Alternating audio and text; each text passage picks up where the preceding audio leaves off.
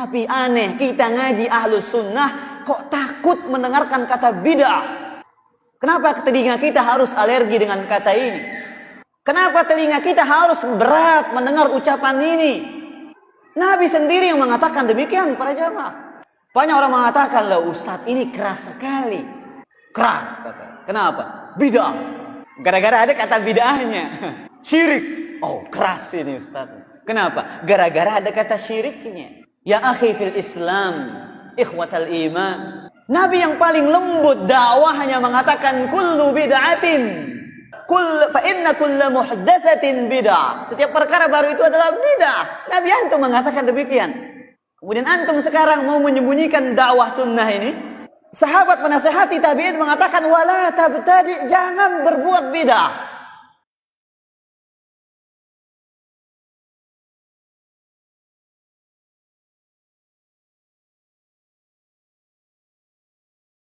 Wattabi' al-amr al-awwal, ikuti perkara yang pertama.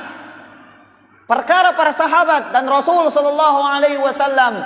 Wala tabtadi', jangan sekali-kali mengerjakan bid'ah.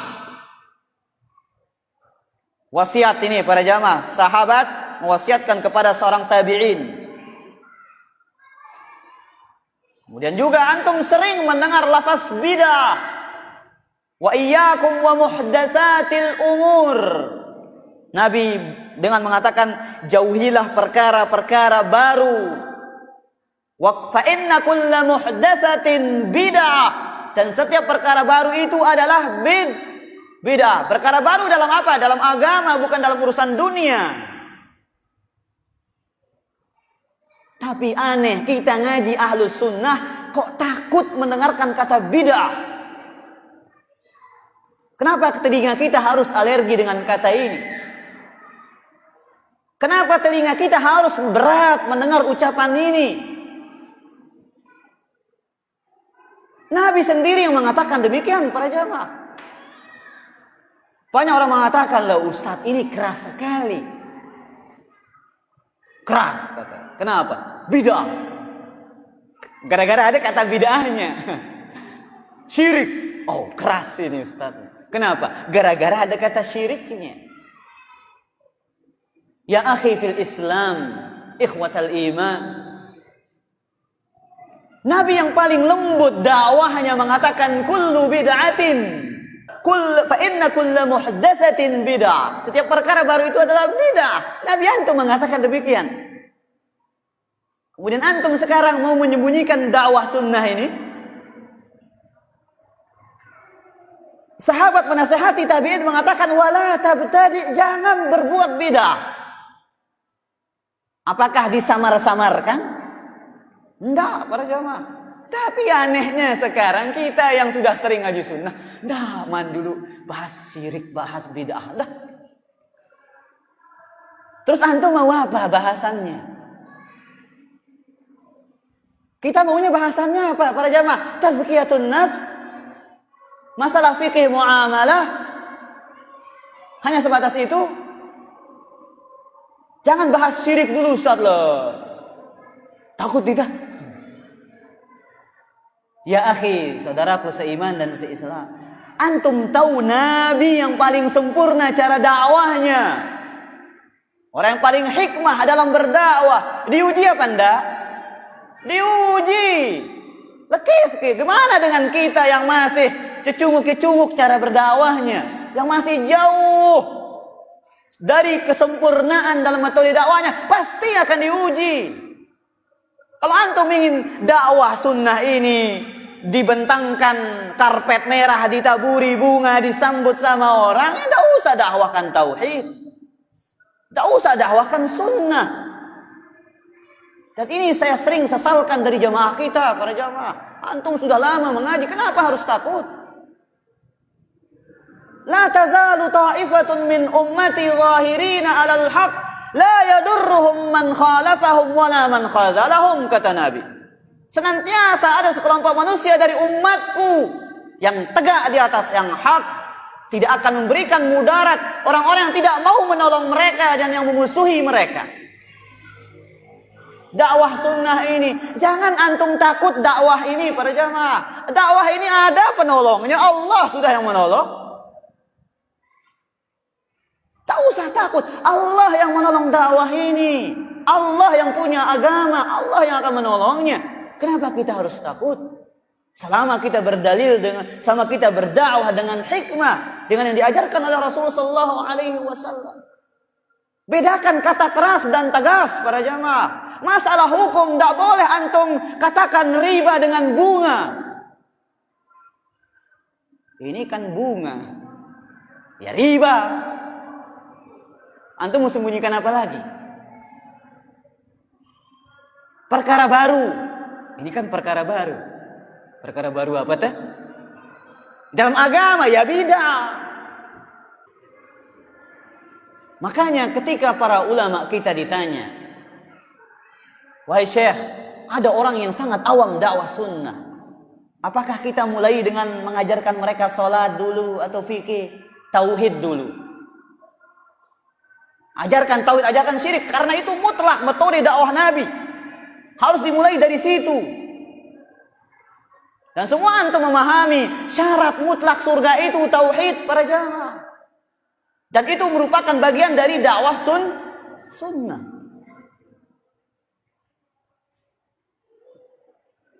Kemudian para jamaah dimuliakan oleh Allah Subhanahu wa taala. Begitu juga masalah perkara bid'ah ini. Kenapa kita sering menyinggung masalah bid'ah? Karena inilah yang disebutkan dari para ulama salaf kita. Mereka gencar memerangi perkara bid'ah. Di samping mereka juga memerangi perkara-perkara dosa-dosa dan maksiat yang lainnya. Kenapa? Karena sudah antum sering mendengar al-bid'atu ahabbu ila iblisi minal ma'asiyah. Bid'ah itu lebih dicintai oleh iblis daripada maksiat. Kenapa? Karena mereka menganggap itu ibadah. Mereka menganggap itu sebuah pendekatan diri kepada Allah Subhanahu wa taala, padahal mereka tidak tahu itu adalah dosa. Penyelisihan terhadap petunjuk dan ajaran Rasulullah sallallahu alaihi wasallam. Maka kaum muslimin yang dimuliakan oleh Allah, kira-kira apa yang membuat kita berat? Harus alergi dengan kata tauhid. Alergi dengan kata syirik, alergi dengan kata sunnah, alergi dengan kata bid'ah. Jawabannya ada pada diri antum sendiri, bukan sama saya. Kalau antum mencintai dakwah sunnah ini, maka jangan pernah antum alergi dengan ucapan tersebut. Karena itulah yang diucapkan oleh Nabi dan para sahabatnya. Bahkan sekarang yang akan kita bacakan wasiatnya Umar bin Abdul Aziz rahimahullahu taala kepada temannya. Beliau mengatakan, "Amma ba'd, fa inni usika bi taqwallah wal iqtisad fi amrihi." Kumuwasiatkan kepada dirimu bertakwa kepada Allah dan mencukupkan diri di atas perkara Allah. Wattiba'i sunnati nabiyhi sallallahu alaihi wasallam, dan mencukupkan diri dengan mengikuti sunnah ajaran Rasul sallallahu alaihi wasallam. Lihat, dengar ini. Wa taraka ma ahdatsal muhditsuna ba'da ma jarat bihi sunnatuhu. Tinggalkan perkara-perkara baru yang dibuat oleh orang-orang yang membuat perkara baru, perkara bid'ah ini. Setelah jelas, setelah tegaknya sunnah Rasul sallallahu alaihi wasallam. Wa kufu mu'natahu fa 'alaika biluzumis sunnah. Fa innaka biiznillah ismatun. Cukupkan diri, cukupkan bekal kalian dengan sunnah Rasul sallallahu alaihi wasallam, dan hendaknya lah engkau berpegang teguh dengan sunnah, karena itulah yang akan menjaga dirimu. Tsumma lam, kemudian ketahuilah, annahu lam yabtadi'in nasu bid'atan illa qad mada qablaha ma huwa dalilun 'alaiha aw 'ibratun fiha. Ketahuilah, tidaklah seseorang manusia melakukan perkara baru, perkara bid'ah, kecuali telah lewat penjelasan tentangnya dan pelajaran tentang bid'ah itu. Artinya dia bukan ajaran yang tidak ada petunjuknya, ajaran yang tidak ada contohnya. Itu kata siapa? Umar bin Abdul Aziz. fa inna sunnata innama sannaha man qad alima fi khilafiha minal khata'i waz zalali wal humq wat ta'ammuq. Karena sesungguhnya sunnah diletakkan oleh orang yang mengetahui apa yang akan melawannya dari kesalahan, dari penyimpangan, dari kejahilan. Fardha li nafsika ma radiya bihil qaumu li anfusihim. Engkau harus ridho untuk dirimu sebagaimana para sahabat ridho dengan sunnah Nabi untuk diri mereka. Fa innahum ala ilmin waqafu. Mereka berhenti di atas ilmu, berdiri di atas ilmu. Wa bi basarin nafidin kaffu, dengan ilmu yang dalam, pandangan yang menembus. Mereka mencukupkan diri. Walahum ala kashfil umuri kanu aqwa. Dan mereka lebih hebat ilmunya, lebih kuat ilmunya. Wa bi fadlin ma kanu fihi aula. Dan segala keutamaan yang mereka miliki lebih utama daripada keutamaan siapapun. Fa in kana al-huda ma antum alaihi qad sabaqtumuhum ilaih. Jikalau kalian berada di atas suatu petunjuk yang kalian mengira kalian telah mendahului mereka, wala in qultum innama hadatsa ba'dahum, kalau kalian mengatakan sesungguhnya ini terjadi setelah zaman mereka, zaman para sahabat, ma ahdatsahu illa man ittaba'a ghaira sabilihim, pasti mereka membuat-buat agama yang itu mereka tidak mau mengikuti jalan mereka. Lihat para jamaah, tidak lupa menyampaikan wasiat takwa tentang bid'ah. Kemudian beliau mengatakan fa innahumus sabiqun faqad takallamu fihi bima yakfi. Mereka orang-orang terdahulu dalam segala hal.